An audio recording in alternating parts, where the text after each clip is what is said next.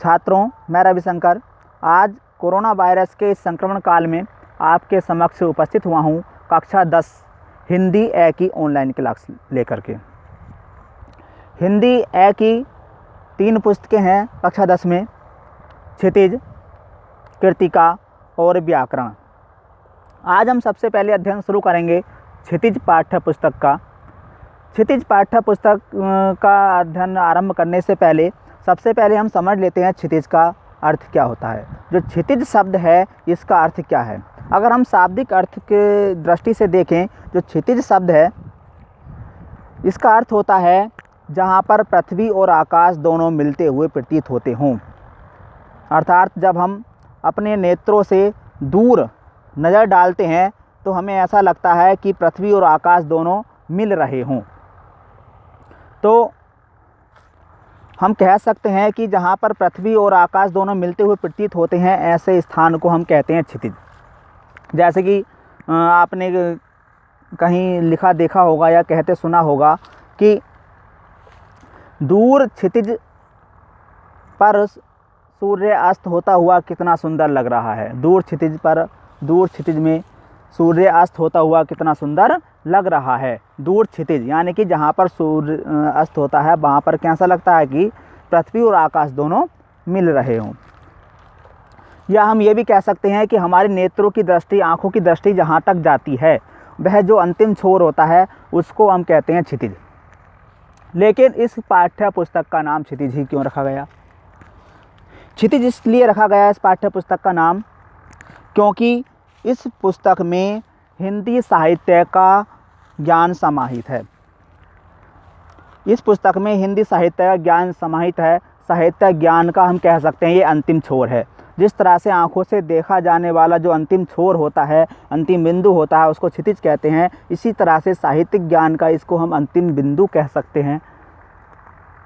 पूरा इसमें मतलब अच्छा एक काफ़ी साहित्यिक ज्ञान समाहित है, इसलिए हम इसको क्षितिज इस पुस्तक का नाम रखा गया है। अब इसमें क्षितिज पुस्तक में सबसे पहले हैं काव्य पाठ। काव्य पाठों में पहला है सबसे पहले पद। सबसे पहला है पद जो सूरदास के द्वारा लिखित हैं। सूरदास के ये पद, इनके पद संग्रह सूर सागर से लिए गए हैं। अब इनके पदों को पढ़ने से पहले हमें सूरदास के बारे में कुछ थोड़ा बहुत जान लेना चाहिए, उसी के बाद में पदों को पढ़ना चाहिए।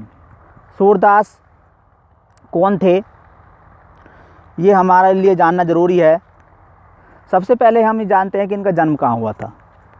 तो सूरदास का जन्म हुआ था रुकनता नामक गांव में सन 1478 ईस्वी में। इनका जन्म हुआ था सन 1478 ईस्वी में। रुकनता नामक गांव में इनका जन्म हुआ था और ये एक ब्राह्मण जाति के थे। ये भी कहा जाता है कि ये बचपन से ही, जन्म से ही अंधे थे। लेकिन कुछ विद्वान ये भी कहते हैं जब ये जन्म से ही अंधे थे तो जैसा श्री कृष्ण के बचपन का वर्णन इन्होंने किया है, क्या ऐसा कोई जन्मांध व्यक्ति कर सकता है? उनका मानना है कि नहीं, जो व्यक्ति जन्म से ही अंधा हो वो इतना सुंदर वर्णन किसी के बचपन का कैसे कर सकता है। तो कुछ विद्वान ये भी कहते हैं कि ये जन्मांध नहीं थे, लेकिन अधिकांश विद्वानों का मानना है कि ये जन्मांध थे। इनके गुरु वल्लभाचार्य जी थे और इनकी जो मृत्यु हुई थी 1583 ईस्वी में। 1583 ईस्वी में इनकी मृत्यु हुई थी। अब बात कर लेते हैं इनकी कृतियों की, इनकी रचनाओं की। तो इनकी रचनाओं में 3 नाम आते हैं: सूर सागर, सूर सारावली और साहित्य लहरी। जो सूर सागर है, सभी के मतानुसार ये तो सूर सागर की ही रचना है, लेकिन सूर सारावली और साहित्य लहरी में विवाद है कि ये इनकी रचना है या नहीं है। लेकिन अधिकांश विद्वानों का मानना है कि ये भी इन्हीं की रचनाएं हैं। अब जो हमारे पाठ्यक्रम में पद दिए हैं ये लिए गए हैं सूर सागर के भ्रमर गीत से। जो पाठ्यक्रम में हमारे पद हैं ये सूर सागर के भ्रमर गीत से लिए गए हैं। और भ्रमर गीत, अब आपके मन में प्रश्न आ रहा होगा कि भ्रमर गीत, ये एक नया शब्द आ गया भ्रमर गीत, क्या है भ्रमर गीत? तो शाब्दिक रूप से हम देखें भ्रमर गीत क्या है। भ्रमर, भ्रमर कहते हैं भोरे को, तो इसका शाब्दिक रूप से अर्थ होगा, शाब्दिक अर्थ होगा इसका कि भोरे के लिए गाया गया गीत। भोरे के लिए जो गाया गया गीत होगा उसको हम कहेंगे भ्रमर गीत।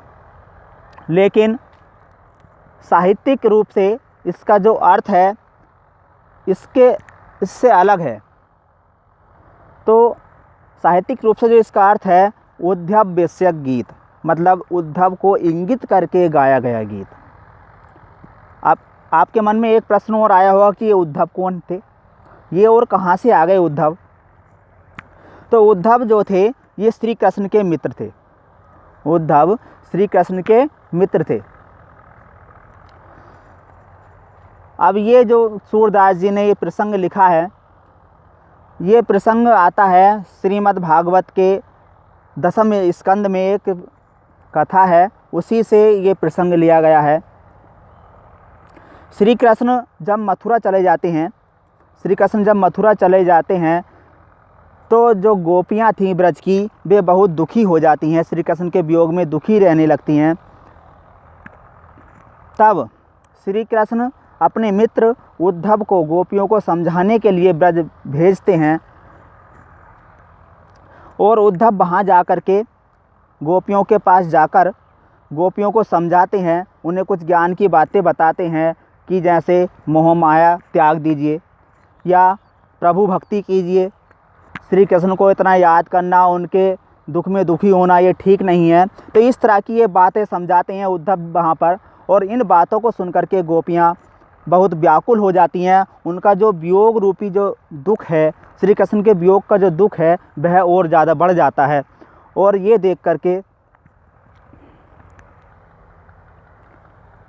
जब उद्धव की बातों से गोपियों का जो वियोग है और ज़्यादा बढ़ जाता है, तो गोपियाँ उद्धव को खरी खोटी उल्टा सीधा ही सुनाने लगती हैं। अब वो सीधे सीधे उनको नहीं सुनाती, डायरेक्ट नहीं सुनाती, किसी को बीच में माध्यम बनाती हैं। जैसे कि तुमने सुना होगा कि क्या कहते हैं, किसी पर ढाल करके कुछ बात कहना। तो गोपियों ने क्या किया, वहाँ पर जो भोरे थे गुंजार रहे थे, भोरे गुंजायमान थे, तो भोरों को इंगित करके, भोरों पर ढाल करके अपनी बात भोरों पर ढाल करके उद्धव को सुना रही थी। खरी खोटी जो भी कुछ सुना रही थी वो भोरों पर ढाल करके सुना रही थी। अब जो गोपियाँ उद्धव को बातें सुना रही थी, उन्हीं बातों का वर्णन किया गया है इन पदों में। जो पद आप पढ़ने वाले हैं, अब पढ़ने जा रहे हैं, इन पदों में उन्हीं बातों का वर्णन किया गया है जो बातें गोपियों ने भोरों पर ढाल करके उद्धव को कहीं, उद्धव को सुनाई। उन्हीं बातों का वर्णन इन पदों में किया गया है, जिनका अध्ययन हम अगली वीडियो में करेंगे। जो इस लेसन का मटेरियल है वो सारा आपको जो है सेंड कर दिया जाएगा, उससे आप देख सकते हैं, या जिनके पास बुक हैं बुक में पढ़ सकते हैं। इसके बाद में जब ये लेसन पूरा हो जाएगा तो इसके आपको कुछ क्वेश्चन बताए जाएंगे, उनके क्वेश्चनों के आंसर आपको अपने आप लिखने हैं। इसलिए जो भी पढ़ाया जाए उसको ध्यान से सुने। आप सभी इन ऑनलाइन कक्षाओं को व्यर्थ ना समझें।